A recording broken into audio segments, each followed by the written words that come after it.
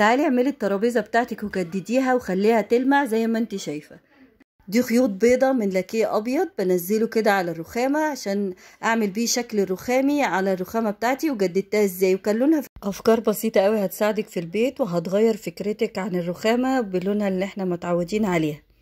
بخطوات بسيطة قوي هتغيري الرخامة بتاعتك وهتخليها باللون الرخامي الاسود في الابيض. انا اللي عملت الرخامة بالشكل اللي انت شفتيه في اول الفيديو. تعالي كملي عشان تعرفي انا عملتها ازاي وايه الخامات اللي انا استخدمتها.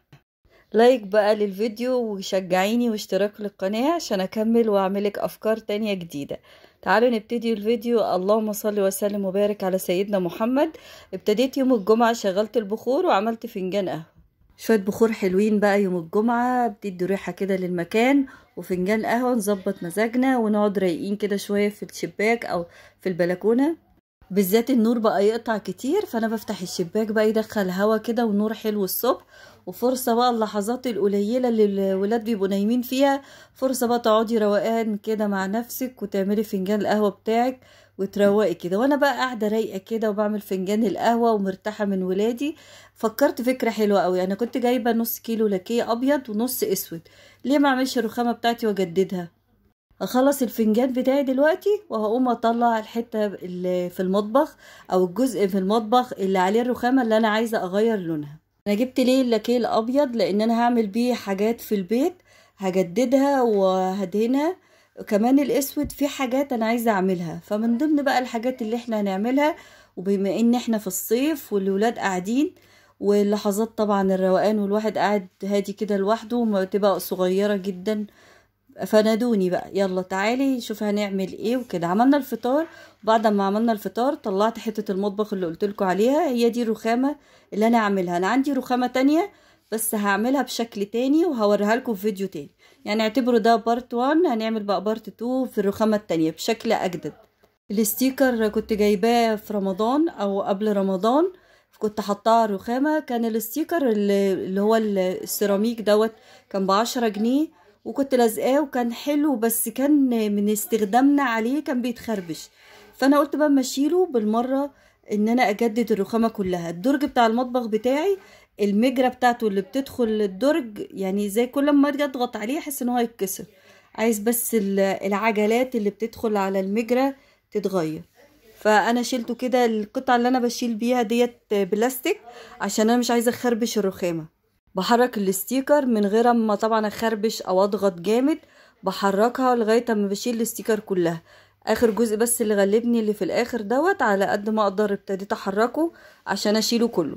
لو ما تشالش معاكي وفضل حته لازقه في النص، ممكن ان انت تجيبي بس شويه ميه سخنه وشويه اي صابون سائل وتبتدي بس تبوشي المكان اللي لازق، هتلاقيها طلعت معاكي بسهوله. بص انا شلتهم خلاص وابتديت اخر حبه الفتافيت اللي انت شايفاهم دول كمان هلمهم. هجيب بقى ليفه كده السفنج اللي هي بس خشنه شويه، وهحط شويه كلور الوان شويه صابون سائل زي ما انت عايزه. انا بس عايزه انضفها وبعد كده هنشفها كويس قوي تبقى نضيفه كده وناشفه قبل ما نبتدي ان احنا نغير لونها. كمان الرخامه ديت الحرف بتاعها اللي ورا الظهر الحافه بتاعته اتكسرت، اللزق بتاعها فصل فاتكسرت، فانا خلاص دلوقتي هنشفها. هسيبها بقى في المروحة 10 دقايق كده ونبتدي نشتغل فيها. خلاص بعد ما نشفتها عايزة بقى تأمني المكان ان مفيش بوية تقع في الارض او تيجي في الحيطة.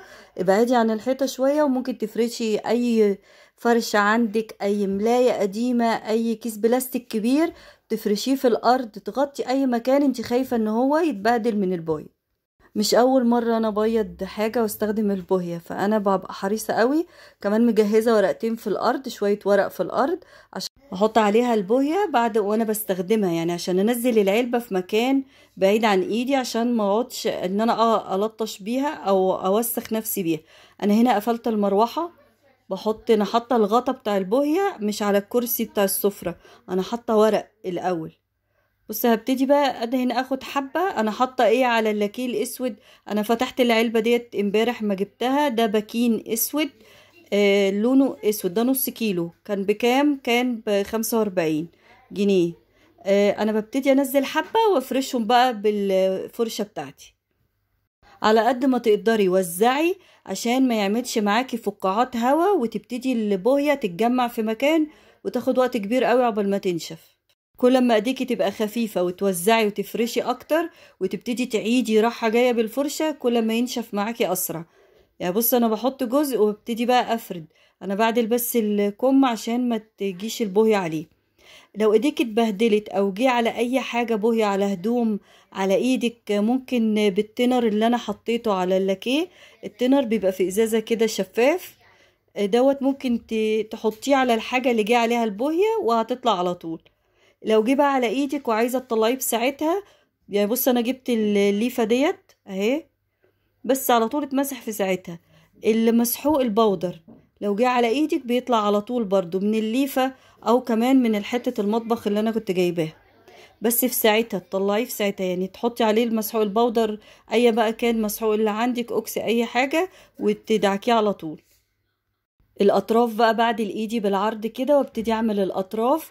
انا ما حطيتش تينر كتير على اللاكيه عشان كل ما تحطي تينر كتير البويه هتسيل منك، فانا مش عايزاها تبقى سايله.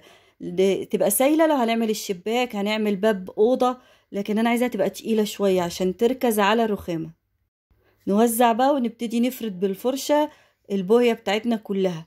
افرشي بقى على قد ما تقدري، وايديكي رايحه جايه، وايديكي تبقى خفيفه زي كاننا بنحط سمنه كده على طبقات الجلاش. اي بويه بقى تقع منك في ساعتها ممكن بالليفه على طول بتشيليها، او بحته قماش انت مش محتاجاها. وزي ما قلت لك ممكن تغسليها بشويه مسحوق بودر او بحبه تنر صغيرين. التنر بيبقى عامل زي الميه كده شفاف. هوريكم العلبه بتاعتها شكلها عامل ازاي. اهم حاجه نوزع البويه كويس، بالذات السودا، لان هي ديت هتبقى القاعده او الطبقه الاولانيه اللي تحت اللي هتديني الشكل الاساسي.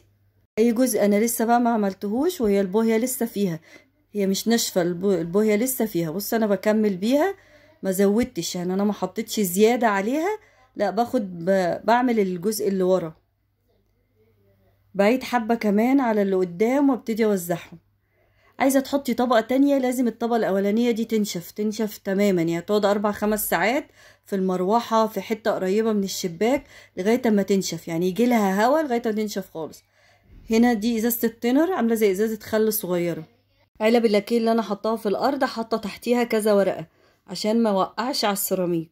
بفتح العلبه ازاي؟ بفتحها بالسكينه كده من كل جنب، وبعد ما بخلص بقفلها كويس بظهر السكينه، بخبط عليها من كل الحروف عشان بينشف طبعا. الورق بعد ما بخلص اللي في الارض بطبقه وارميه، او لو قطعه قماش برضو. اهم حاجه بس تخلي بالك ان وانتي بتاخديها ما تخبطيهاش عشان ما تدلقش منك وتقع منك، بالراحه وبهدوء، وفي نفس الوقت تكوني سريعه وانتي بتحطي الحاجه او بتدهنيها عليها، او بشاكوش تقفليها كويس عشان ما تنشفش منك. اللاكيه الابيض انا ما كنتش حاطه عليه تنر، يعني هو مش متخفف. ايا كان بقى الشكل اللي انت عايزه تنزليه خيوط، تنزلي بشكل تاخدي من الجنب كده تعملي خطوط. انا عملت خطوط بشكل عشوائي، يعني مش كلها مش مظبوطه. هتعملي بقى خطوط في كل الجوانب اللي انت شايفاه ديت، وتسيبيها تنشف بقى على قد ما تقدري، اكتر كمان من 5 ساعات تسيبيها لغايه اما تقعدي تجربي بايدك كده من الجناب، تشوفي لو لسه بتلزق يبقى لسه طريه. تسيبيها ايا كان بقى شكل الخطوط اللي انت عايزه تحطيها، حطي زي ما انت عايزه، بتعملي خطوط رفيعه خطوط تخينه زي ما انت عايزه، وتسيبيها لغايه اما تنشف وتحسي ان هي مش بتلزق. العصايه فيها اللي بدخلها جوه اللاكيه الابيض، ومن فوق بعيد كده بحركها، بصي زي ما انت شايفه، بس بقرب ايدي بس اما الاقي واحده نازله بقعه مثلا بيضه كبيره عايزه بس اوزعها، لكن انا بحرك ايدي بعيده شويه زي كاني في الهوا بعمل خطوط.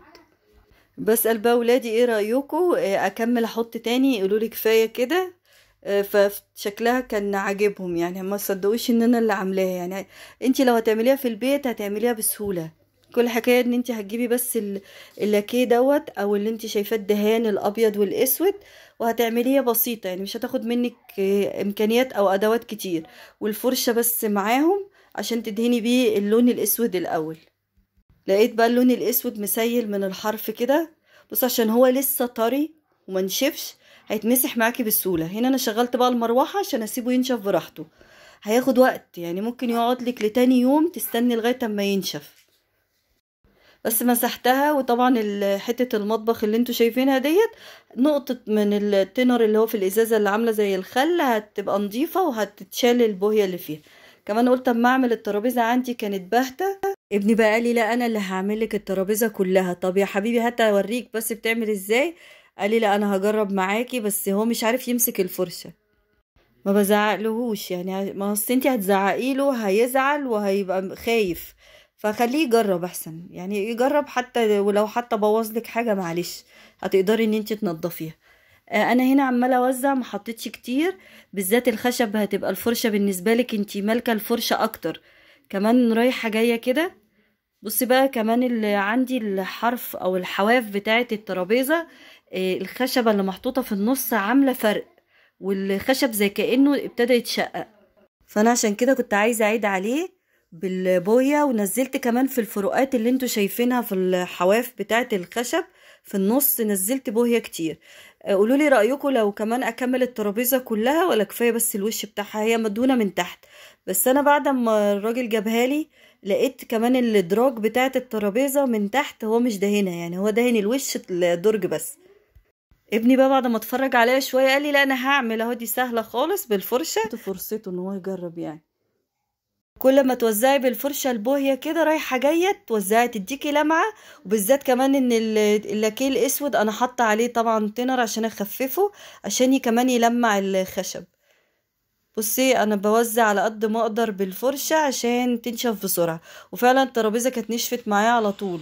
يعني اهم حاجه بس توزعي على قد ما تقدري بالفرشه، كل ما توزعي ينشف معاكي اسرع. لكن لو تقلتي ايدك وحطيتي كميه كبيره وايديكي على الفرشه كمان تقيله، هتلاقي البويه بتقعد مده كبيره، لان بتبقى طبقه البويه ما بتنزل كتيره بتاخد مده عقبال ما بتنشف. كمان بتعمل طبقه كده سهل ان اي حاجه تحطيها على الترابيزه تكحت فيها تشيل البويه بسرعه، فلازم ايدينا تبقى خفيفه وتوزعي بسرعه. الفروقات اللي انت شايفاها ديت خشب لقيته اتكسر كده في الحروف. اصلا الترابيزه بتاعتي كانت مكان الخشب اللي في النص كان ازاز بيدخل في النص، فانا عشان ولادي وبقى يوقعوا ميه لقيت الخشب بتاع